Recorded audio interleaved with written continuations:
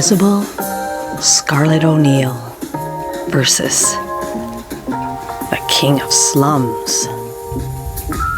Today we're reading Chapter 1, Tumble Down Flats.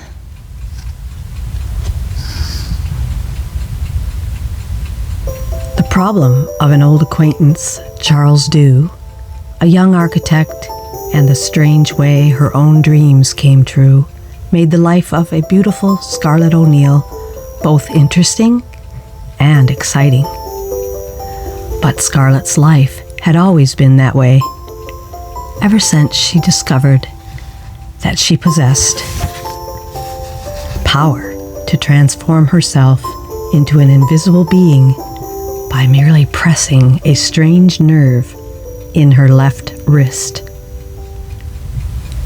Scarlet prided herself on her ability to use her invisibility to help those in need, whether the person in trouble happened to be friends or strangers. As she lay in her bed one night, her thoughts turned to the troubles of one of the finest young men she knew. The ambitious and talented architect Charles Dew.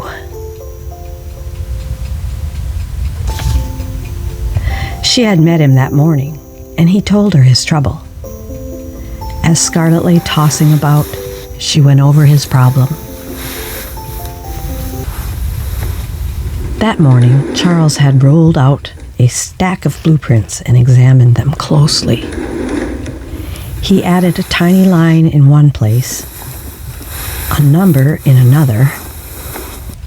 As he put the final touches on the drawings, he puffed at his pipe, and a pleased smile spread over his face as he worked alone in his office. Suddenly, the ringing of the telephone interrupted him. He reached for the instrument, which was on a nearby cabinet, and he was still smiling when he said, "Hello?"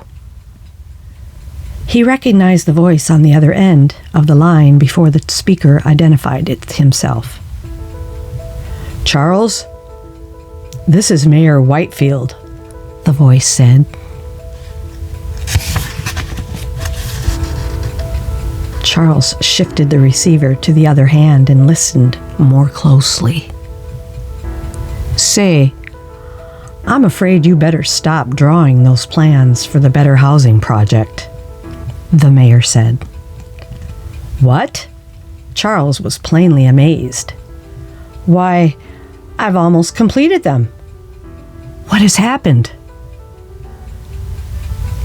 He gripped his pipe and frowned. There was a pause at the other end of the line. Then the mayor said, "The committee refused to condemn the old buildings." But I don't understand," Charles stammered. "Why?"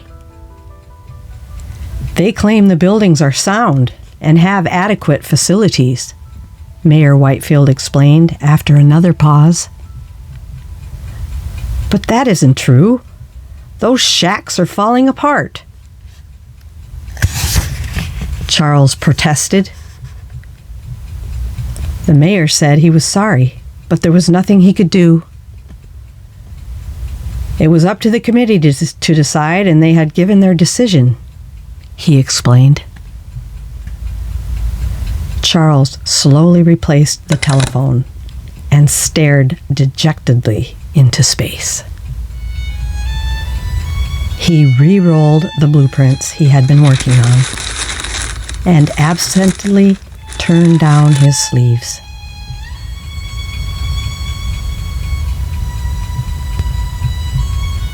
As he fastened the cuffs, he muttered to himself, "This is outrageous. I've worked months on these plans for the new housing project." He straightened the instruments on his drawing board and refiled the blueprints in his cabinet. And then he put on his coat and hat, picked up his pipe, and closed the office. He was frowning and deep in thought, and he left the building saying to himself, "My months and months of work, and now the plans will never be used.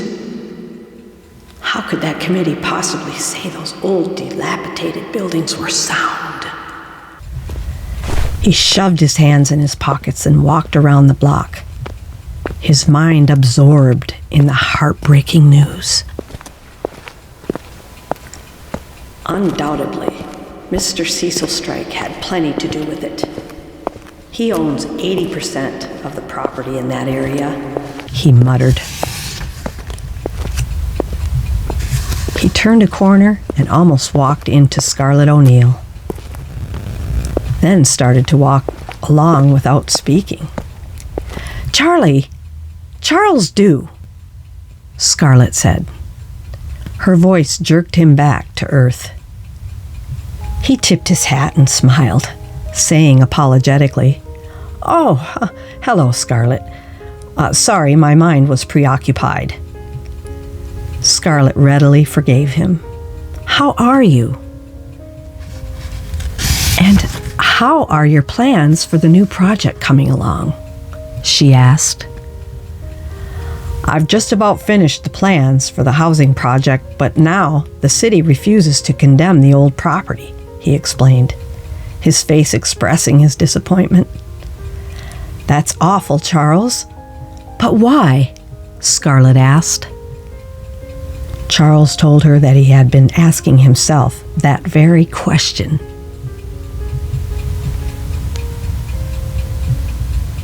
He looked at Scarlet sharply and suddenly made up his mind.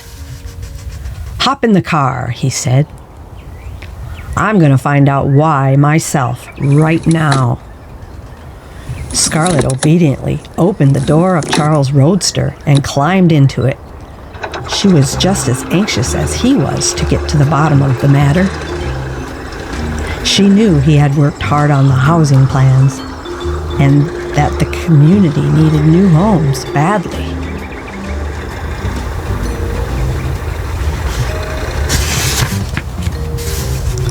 "I'm positive a Mr. Strike is responsible for this, and I would like to know how he managed to convince the committee that those houses were structurally sound," Charles said as he turned the roadster toward the ramshackle, run-down section of town.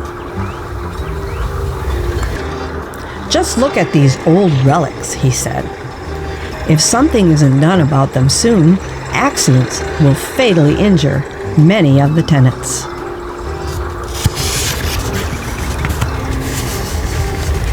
"And the housing shortage makes it impossible for the people to move elsewhere," Scarlet said. She wished there was something she could do, not only to help Charles, but to aid the people who were forced to live in the rickety old buildings. At that moment, Charles saw a heavy, pompous man with a cigar clenched in his teeth, talking to some workmen, fixing one of the tenements. "Just patch that up as cheaply as possible, boys," the man said. "Anything will do." "Okay, Mr. Strike, but this place really needs a new foundation," one of the carpenters protested. Charles stopped the car and stepped out. Well, if it isn't young Dew, the architect. Drawing any plans for projects lately? Ha ha. Strike sneered. "I'd like to have a talk with you, Strike," Charles said seriously.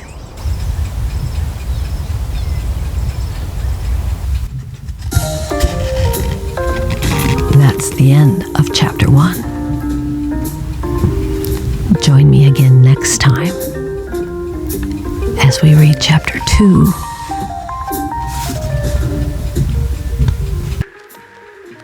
her dreams come true.